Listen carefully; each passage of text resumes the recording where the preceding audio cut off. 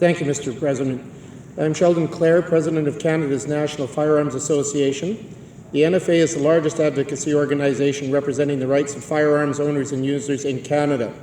I would like to make 5 brief points regarding the Arms Trade Treaty and civil ownership of firearms. First, it is disappointing that Canada's Liberal government has decided to become a state party to the ATT. Hopefully the next government will reevaluate and rescind that decision. The NFA continues to assert that the ATT should have specifically excluded civilian firearms. The research from Canada has proven that efforts to control civilians and their firearms is expensive, bureaucratic, and has nothing to do with reducing criminal and terrorist misuse of firearms.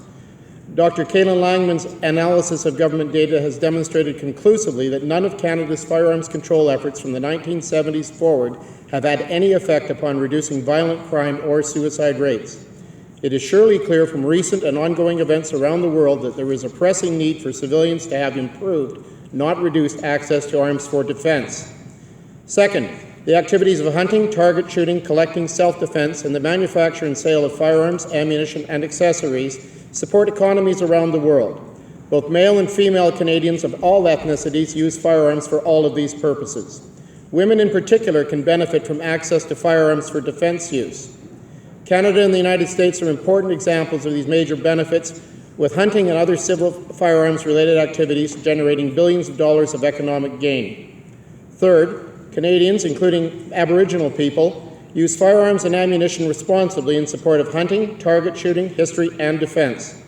Aboriginal people have long relied on firearms technology to assist hunting and trapping activities in support of subsistence lifestyles. The practice of denying groups of people firearm access or limiting quality of technology to some groups of people is simply bigotry and ethnic prejudice.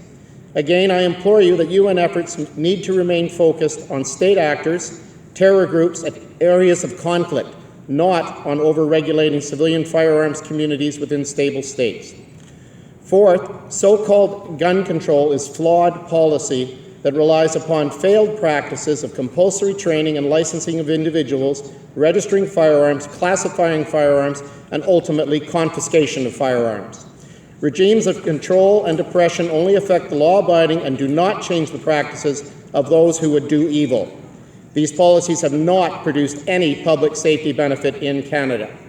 Finally, firearm owners, users, and industry have serious concerns about frequent misdirected attempts to attach civilian firearms ownership to problems of international mass violence.